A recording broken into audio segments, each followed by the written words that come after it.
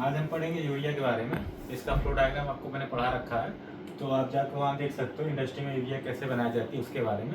इस वीडियो में हम पढ़ेंगे यूरिया क्या होती है, उसका केमिकल नाम क्या होता है, उसका बॉइलिंग पॉइंट क्या होता है, मेल्टिंग पॉइंट होता है कि नहीं होता है, ठीक है, ये पानी में सॉल्युबल होता है कि नहीं होता, क्यों सॉल्युबल होता है, पानी में ज़्यादा सॉल्युबल क्यों होता है, एल्कोहल में सॉल्युबल होता है कि नहीं होता है, बायरेट क्या होता है, बायरेट का यूज क्या होता है, ठीक है, यूरिया में कितने टाइप की रिएक्शन होती है, पहली रिएक्शन क्या होती है, एक्सोथर्मिक होती है, किंडोथर्मिक होती है, ओवरऑल रिएक्शन कैसी होती है, अमोनिया कौन जो यूरिया का जो रॉ मटेरियल होता है अमोनिया CO2 को किस रेशियो में भेजते हैं, क्यों भेजते हैं, इससे ज़्यादा रेशियो भेजे तो क्या दिक्कत आएगा, कितने टाइम के अंदर रिएक्टर के अंदर रखते हैं, कौन सा रिएक्शन में कन्वर्जन ज़्यादा होता है, किसको सिंथेसिस रिएक्शन बोलते हैं, इन सब के बारे में डिस्कस करेंगे। तो उसको वीडियो शुरू करते हैं। यूरिया का केमिकल फार्मूला होता है NH2CO NH2 होता है, केमिकल फार्मूला होता है। इसको केमिकल फार्मूला से आप देख के आप बता सकते हो। एक जगह पूछता है यूरिया क्या होती है, यूरिया जो होती है प्रोटीन की संरचना में पाई जाती है, प्रोटीन की जो संरचना होती है उसमें पाई जाती है। क्यों प्रोटीन की संरचना पाई जाती है, प्रोटीन के लिए जो मेन कॉन्स्टिट्यूएंट होता है, जो चाहिए होता है प्रोटीन बनने के लिए, प्रोटीन बनने के लिए चाहिए होता है कार्बन, हाइड्रोजन, ऑक्सीजन और नाइट्रोजन। ये मेन कंस्टिट्यूएंट होते हैं, प्रोटीन के कंस्टिट्यूएंट होते हैं जो प्रोटीन बनने के लिए आवश्यक होते हैं। हमको दूसरा पूछता है कार्बोहाइड्रेट के लिए क्या चाहिए होता है, कार्बोहाइड्रेट के लिए कार्बन, हाइड्रोजन और ऑक्सीजन, ये तीन मेन होते हैं कार्बोहाइड्रेट के लिए। तो याद रखने का, प्रोटीन में क्या पाया जाता है, नाइट्रोजन पाया जाता है, CHO तो पाया जाता है, साथ साथ नाइट्रोजन पाया जाता है। जब नाइट्रोजन पाया जाए कार्बोहाइड्रेट में तो समझो प्रोटीन बन जाता है। तो कभी कभी एग्जाम में पूछता है कि ऑप्शन देता है प्रोटीन कौन सा होता है, ऑप्शन दे देगा ऐसे CHON दे देगा ऑप्शन, इसमें कौन है, तो ऑप्शन में N मारोगे क्योंकि प्रोटीन में जाते, क्योंकि कार्बोहाइड्रेट में पाया जाता है। जब तक N नहीं लिखोगे तब तक प्रोटीन नहीं होगा। यहाँ देखो C भी पाया जा रहा है, H भी पाया जा रहा है, N भी पाया जा रहा है, O भी पाया जा रहा है, इसीलिए हमने बोला है कि प्रोटीन की संरचना भी पाया जाता है। दूसरा पॉइंट, पहला पॉइंट केमिकल फार्मूला का, दूसरा पॉइंट कैसा है, ऑर्गेनिक फर्टिलाइजर होता है। कैसा फर्टिलाइजर होता है, ऑर्गेनिक फर्टिलाइजर होता है। क्यों ऑर्गेनिक, इसमें क्या होता है, कार्बन हाइड्रोजन पाया जाता है, इसलिए ऑर्गेनिक फर्टिलाइजर होता है। बाकी जो फर्टिलाइजर होते हैं जैसे हमारा होता है DAP, di ammonium phosphate, single super phosphate, triple super phosphate, ये सब क्या होता है, इनऑर्गेनिक होते हैं। कैसे फर्टिलाइजर होते हैं, इनऑर्गेनिक फर्टिलाइजर होते हैं, ठीक है। इनमें क्या होता है अलग कार्बन हाइड्रोजन के साथ अलग ही चीजें पाई जाती है, इसके साथ इसको इनऑर्गेनिक बोल देते हैं। इसमें ऐसी चीज नहीं पाई जाती, इसमें इसका ऑर्गेनिक फर्टिलाइजर बोलते हैं। तीसरा, इसमें जो नाइट्रोजन ग्रुप जुड़ा होता है यूरिया, एक किस टाइप का होता है, एमाइड फॉर्म में, एमाइड फॉर्म। नाइट्रोजन जो हमारा फर्टिलाइजर में पाया जाता है वो चार तरीके से पाया जाता है। एक अमोनिकल फॉर्म में पाया जाता है, पहला अमोनिकल फॉर्म में पाया जाता है, दूसरा नाइट्रेट फॉर्म में पाया जाता है, तीसरा अमोनिकल नाइट्रेट, और चौथा जो होता है एमाइड फॉर्म में, ठीक है। जैसे अमोनिकल फॉर्म में जो फर्टिलाइजर पाया जाता है जैसे मोनो अमोनियम फास्फेट, ठीक है, अमोनिकल फॉर्म में पाया जाता है। Calcium nitrate, calcium nitrate, calcium ammonium nitrate, इसमें ammoniacal nitrate form, ammoniacal nitrate fertilizer. Amide form में केवल यूरिया होता है। तो कभी कोई पूछता है यूरिया किस फॉर्म का फर्टिलाइजर होता है, तो एमाइड फॉर्म का फर्टिलाइजर होता है, ठीक है। एमाइड फॉर्म क्यों बोलते हैं, क्योंकि इसके अंदर CONH2 आता है ना, इसकी वजह से इसको एमाइड फॉर्म बोलते हैं। एमाइड फॉर्म का फर्टिलाइजर होता है, एमाइड फॉर्म का फर्टिलाइजर। चौथा पॉइंट लिख सकते हो, इसकी जो मेल्टिंग पॉइंट होती है 132 डिग्री होती है। मेल्टिंग पॉइंट मतलब टेम्परेचर जिस पे सॉलिड से लिक्विड में कन्वर्ट हो जाता है। तो इससे ऊपर जब यूरिया होता है तो लिक्विड फॉर्म में रहता है, इससे नीचे वो सॉलिड फॉर्म में होता है। पांचवा पॉइंट लिख सकते हो, इसका बॉइलिंग पॉइंट जो होता है डिकम्पोज होता है। मतलब कहने का मतलब जब इसको हम और ज़्यादा गर्म करते हैं, मेल्टिंग पॉइंट और ज़्यादा गर्म करते हैं तभी बॉइलिंग पॉइंट मिलेगा। तो और ज़्यादा गर्म करते तो क्या होता है, ये डिकम्पोज हो जाता है, टूट जाता है। इसका बॉइलिंग पॉइंट डिकम्पोज लिख देते हैं, बॉइलिंग पॉइंट पे डिकम्पोज हो जाती है।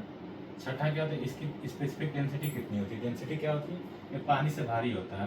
पानी की हमको पता है क्या होती है, 1 ग्राम पर सेंटीमीटर क्यूब होती है डेंसिटी पानी की, और इसकी क्या डेंसिटी होती है यूरिया की, 1.3 ग्राम पर सेंटीमीटर क्यूब होती है।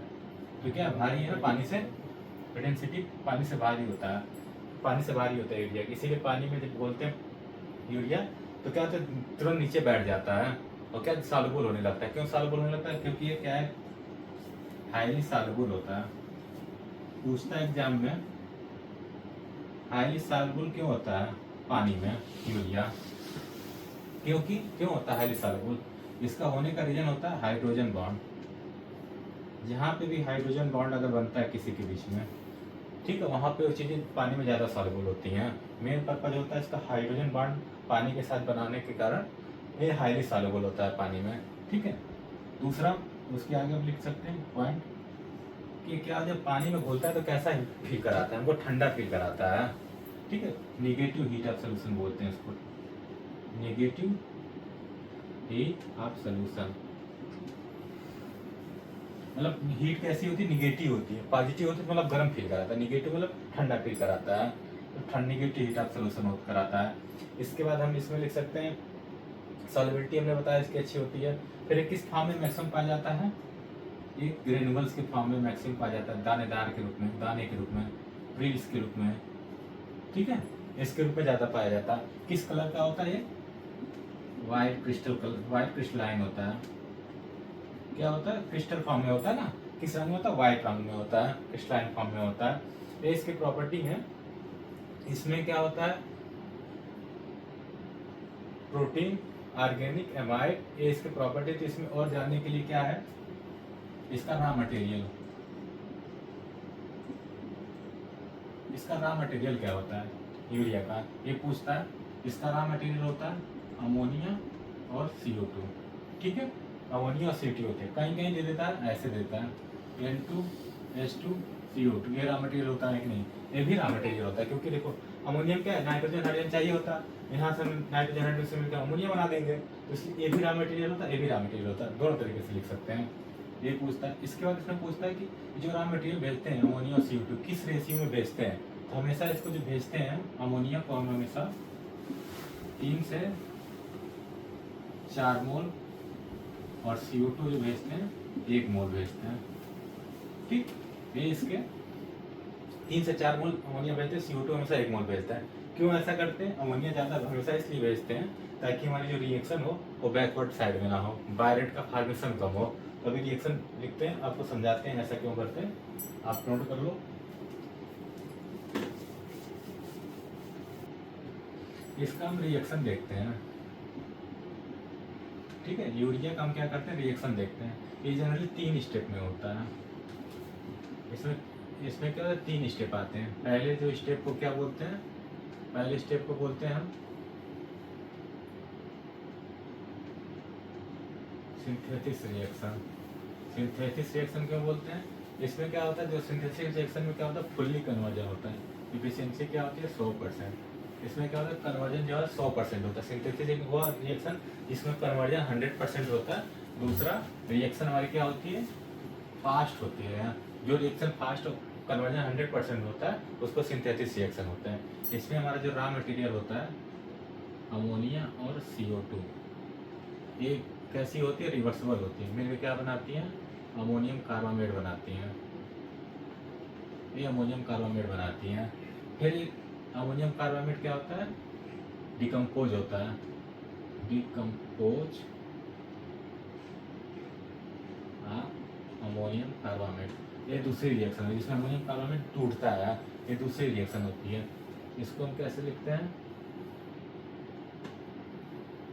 ये डिकम्पोज, ये भी रिवर्सिबल रिएक्शन होती है जो आगे पीछे दोनों से होती है। ये बनाती है यूरिया प्लस वाटर बनाती है, ये हमारा यूरिया है, ये हमारा अमोनियम कार्बामेट है, ठीक है। यूरिया बनाती है, ये डिकम्पोजिशन ऑफ अमोनियम कार्बामेट होती है। तीसरे एक रिएक्शन होती है जिसको हम साइड रिएक्शन बोलते हैं, ठीक है। साइड रिएक्शन अलग से, इसके साथ साथ एक अलग से भी रिएक्शन होती रहती है, उसको साइड रिएक्शन बोलते हैं। उसमें क्या होता है, ये जो हमारा यूरिया है इसकी जब कॉन्सेंट्रेशन ज़्यादा हो जाती है, कॉन्सेंट्रेशन मतलब एक जगह इकट्ठा ज़्यादा होता है और ज़्यादा टेम्परेचर पे जब रहता है, रिटेंशन टाइम ज़्यादा होता है, तो उस समय क्या बना देता है, बायरेट बनाता है, NH2CO NHCO NH2 plus ammonia बनाता है।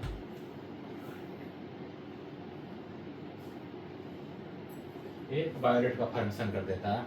ये 3 रिएक्शन होती हैं। तो इसमें जो बाई पूछता है यूरिया के फॉर्मेशन में बाई प्रोडक्ट कौन सा होता है। बाई प्रोडक्ट का मतलब होता है मेन प्रोडक्ट के साथ साथ एक अलग भी प्रोडक्ट बनना। जब रिएक्शन हो रही थी तो ये प्रोडक्ट का हिस्सा है, नहीं तो बचेगा नहीं, बचे क्या बचेगा, यूरिया बचेगा, वाटर बचेगा। उसके साथ अगर यूरिया ज़्यादा बन जाएगा तो क्या बन जाएगा, बाइट बन जाएगा, तो एक प्रोडक्ट के रूप में भी बन रहा है। तो ये लेकिन मेन प्रोडक्ट हमारा क्या है, यूरिया है ना। इसके साथ साथ ये बन रहा है बाइट बन रहा है, तो मेन प्रोडक्ट के साथ जो अलग भी जो बनता है उसको हम बाई प्रोडक्ट बोलते हैं। इसमें जो बाइट होता है ये हमारा बाई प्रोडक्ट होता है। तो एग्जाम में पूछ लेता है यूरिया की फॉर्मेशन के टाइम क्या बाई प्रोडक्ट के रूप में बनता है, तो बायोरेट जो है बाई प्रोडक्ट के रूप में बनता है। ठीक है, इसमें एक रिएक्शन है, इसमें जो पहली रिएक्शन होती है उस रिएक्शन के बारे में पढ़ते हैं।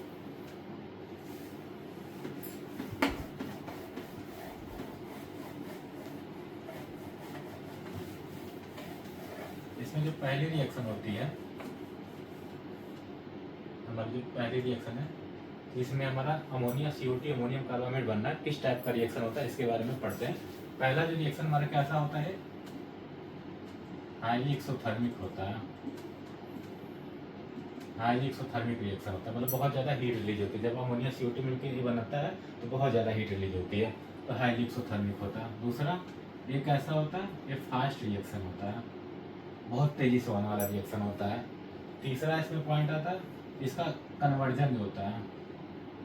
कन्वर्जन मतलब होता है चेंज होना, अमोनिया CO2 पूरा का पूरा जो है अमोनियम कार्बामेट में कन्वर्ट हो जाता है। इसका कन्वर्जन की जो भी इफिशियंसी होती है वो 100% होती है। ठीक है, चौथा कन्वर्जन की इफिशियंसी अच्छी होती है। इसमें हमारा जो अमोनियम कार्बामेट बनता है वो कैसा होता है, जब लिक्विड स्टेट में होता है, लिक्विड स्टेट में अमोनियम कार्बामेट हाईली क्या होता है, कोरोसिव होता है, हाईली कोरोसिव होता है। एक याद रखने का, अमोनियम कार्बामेट हाईली कोरोसिव होता है किस स्टेट में, लिक्विड स्टेट में। सेम इस रिएक्शन में क्या जरूरत होती है, किस टाइप का, देखो यहाँ पे हम 2 मोल अमोनिया 1 मोल CO2 लेकर अमोनियम कार्बामेट बनाते हैं, तो हमें यहाँ रिएक्शन कैसी एक्सोथर्मिक है, तो माइनस डेल्टा एच लिखते हैं। रिएक्शन एक्सोथर्मिक है तो इसमें कैसा टेम्परेचर फेवर करेगा रिएक्शन को आगे बढ़ने के लिए, तो ली चैटरली प्रिंसिपल के हिसाब से हमारा जब इसमें कम टेम्परेचर देंगे तो रिएक्शन हमारा आगे की ओर बढ़ेगी, अगर आप ज़्यादा टेम्परेचर तो रिएक्शन हमारे पीछे की ओर आ जाएगी, क्योंकि रिवर्सिबल रिएक्शन है। तो यहाँ कंडीशन होगी लो टेम्परेचर। प्रेशर क्या रखेंगे यहाँ पे, यहाँ दो एक 3 मोल था, यहाँ बना 1 मोल, 3 से 1 बना, मतलब प्रेशर ज़्यादा रखेंगे तभी 3 मोल 1 मोल बनेगा। Low temperature high pressure condition रखते हैं तो इस तरह बनता है। अगर ये कंडीशन हम उल्टी कर रहे हैं, लो प्रेशर हाई टेम्परेचर करते हैं तो अमोनियम कार्बामेट इसमें कन्वर्ट होने लगेगा, अमोनिया CO2 बनने लगेगा। इस रिएक्शन में हम क्या देखेंगे, इसमें हम क्या टेम्परेचर रखेंगे, हमें पता है ये रिएक्शन कैसी होती है, प्लस इंडोथर्मिक होती है। जहाँ चीज़ तोड़ना होता है वहाँ पे हीट देनी पड़ती है, इसलिए इंडोथर्मिक होती है। इसमें हमको इंडोथर्मिक है, रिएक्शन को आगे बढ़ाने के लिए क्या चाहिए, हाई टेम्परेचर की जरूरत होगी। जितने ज़्यादा हीट दोगे उतना ज़्यादा डिकम्पोजिशन होगा। अब प्रेशर क्या रखना पड़ता है यहाँ पे, यहाँ 1 से क्या बन रहा है, 2 बन रहा है, तो प्रेशर क्या होगा, लो प्रेशर करेंगे तभी 1 से 2 बनेगा, लो प्रेशर। यही कंडीशन अगर हम उल्टी कर दें, लो टेम्परेचर और हाई प्रेशर कर दें, तो यूरिया फिर अमोनियम कार्बामेट में बनने लगेगा। तीसरी रिएक्शन के लिए एक कंडीशन चाहिए होती है, concentration high, concentration of urea अगर हाई है, ठीक है, बायरेट बनने का पूछता है कि बायरेट बनने के क्या क्या चांस होते हैं। तो अगर कंसंट्रेशन ऑफ यूरिया हाई है, यूरिया ज़्यादा अमाउंट में है, तो बायरेट का फॉर्मेशन हो सकता है, पहला पॉइंट। दूसरा पॉइंट होता है अगर हाई टेम्परेचर पे यूरिया रखी गई हो, ठीक है, तो भी बायरेट का फॉर्मेशन हो सकता है। तीसरा पॉइंट होता है कब हो सकता है, अगर लो अमोनिया यूज की गई हो, लो अमोनिया की क्वांटिटी यूज की गई हो। लो अमोनिया क्वांटिटी मतलब उसकी अमाउंट जो होगा, जब रिएक्शन बनाने में अगर यही अमोनिया कम दिए रहेंगे तो क्या होगा, अमोनिया क्या होगा, यहाँ तो बनना है, या अगर यहाँ कम देंगे, यहाँ पहले से बन रहा है तो रिएक्शन में क्या होगा, बैकवर्ड की ओर शिफ्ट होने लगेगी। ठीक है, तो इसीलिए हम क्या करते हैं, हम अमोनिया हमेशा ज़्यादा देने की कोशिश करते हैं ताकि हमारा बायोरेट का फॉर्मेशन ना हो। तो लो अमोनिया क्वांटिटी होने से क्या होता है, लो करा, अगर हाँ लो अमोनिया की क्वांटिटी होने से बायरेट का फॉर्मेशन होता है, अगर हाई अमोनिया देते हैं तो बायरेट का फॉर्मेशन कम होता है। ठीक है, ये होते हैं बायरेट बनने के चांसेस, किस वजह से बायरेट बन सकता है। यूरिया कंसंट्रेशन ज़्यादा रखें, हाई टेम्परेचर रखें लो अमोनिया क्वांटिटी यूज करें तो बायलेट बन जाता है। ये बायलेट होता क्या है? ये बायलेट जो हमारा होता है, बायलेट क्या होता है? ये हमारा कोरोसिव होता है, ये भी हमारा क्या कोरोसिव होता है, ठीक है। दूसरा क्या होता है, इसको हम कैटल फीड के रूप में यूज करते हैं, कैटल फीड के रूप में। कैटल फीड मतलब कि चारे के रूप में, ठीक है, चारे के रूप में पशुओं को खिलाने के लिए कैटल फीड के रूप में उसको हिंदी में बोलते हैं, हिंदी में चारा बोलते हैं, इंग्लिश में कैटल फीड बोलते हैं। ये हमारा जो इम्प्योरिटी होती है, क्या होती है? ये इम्प्योरिटी होती है। किसकी इम्प्योरिटी होती है? ये यूरिया की इम्प्योरिटी होती है, अशुद्धि होती है। जो हमारा कितना मैक्सिमम हो सकता है, पूछता है एग्जाम में, कितना मैक्सिमम यूरिया हम रख सकते हैं? 1.5% तक मैक्सिमम रख सकते हैं, मैक्सिमम। कोशिश करते हैं इससे कम ही रखने का। इससे ज़्यादा रखेंगे तो क्या होगा, एक क्या होता है, कुर्सी हो तो ऊपर से टॉक्सिक भी होता है। ज़्यादा अमाउंट में लेते हैं तो मरने का चांस ज़्यादा रहता है पौधों को, जानवरों को। इसीलिए इसमें कॉन्सेंट्रेशन 1.5% से कम ही रखते हैं, ज़्यादा नहीं रखते हैं, ठीक है। फिर इसमें क्या आता है तुम्हारा, पूछता है इसमें जो रेशियो हम जो हमने बताया कि 3 से 4 मोल क्यों रखते हैं, हम क्यों 1 से 2 मोल नहीं रखते हैं? 1 से 2 मोल क्यों नहीं रखते हैं? CO2 हम 1 ही मोल क्यों रखते हैं? तो CO2 का 1 मोल रखने का रीजन आप समझो। CO2 हम 1 मोल क्यों रखते हैं? क्योंकि CO2 क्या है, एक नॉन मेटल के ऑक्साइड है। कार्बन क्या है हमारा, नॉन मेटल, ठीक है। जब इसका जो ऑक्साइड होता है, जितने भी नॉन मेटल होते हैं उनका जो ऑक्साइड होता है वो कैसा होता है, कोरोसिव होता है, जो जंग लगने का कारण बनते हैं।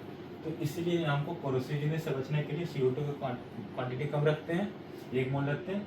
अमोनिया 3 से 4 मोल क्यों रखते हैं, प्रीफर करते हैं? क्योंकि रिएक्शन हम लोग चाहते हैं कि आगे की ओर शिफ्ट करें, ठीक है। इसके लिए यूरिया का फॉर्मेशन ज़्यादा से ज़्यादा हो, ठीक है। इसके लिए बायरोड का फॉर्मेशन कम से कम हो, इसके लिए हम इसका 3 से 4 मोल रखते हैं। अगर हम ज़्यादा क्यों नहीं रखते हैं, 5, 6, 7 मोल क्यों नहीं रखते, इतना ही क्यों रखते हैं? उससे ज़्यादा क्यों इसलिए नहीं रखते, ताकि जब हम पढ़ते हैं, जब फ्लो डायग्राम पढ़ोगे तो उसमें देखोगे अमोनिया CO2 जो है पूरी जगह कन्वर्ट नहीं होती। अगर ज़्यादा अमाउंट में भेजते हैं तो बिना क्या है, उठा गई रिएक्शन में यूरिया बनाए हुए क्या होगा, रिसाइकिल के रूप में बाहर भेजना पड़ेगा हमको, जिसकी वजह से हमारा रिसाइकिल कास्ट बढ़ जाएगा। इसके लिए हम एक ऑप्टिमम लेवल रखते हैं कि इतना ही रखें, न ज़्यादा न कम, इतना रखें कि हमें एफिशिएंसी अच्छी मिले। तो 3 से 4 मोल अच्छी माना जाता है कि एफिशिएंसी अच्छी मिलेगी। तो एग्जाम में पूछता है अमोनिया CO2 का रेशियो कितना होना चाहिए, 3 से 4 मोल और 1 मोल होना चाहिए रेशियो। पूछता है कभी कभी एग्जाम में आपसे देता है कि अमोनिया CO2 का, ऐसे एक बार एग्जाम में दिया था, गेट के एग्जाम में दिया था, ये अमोनिया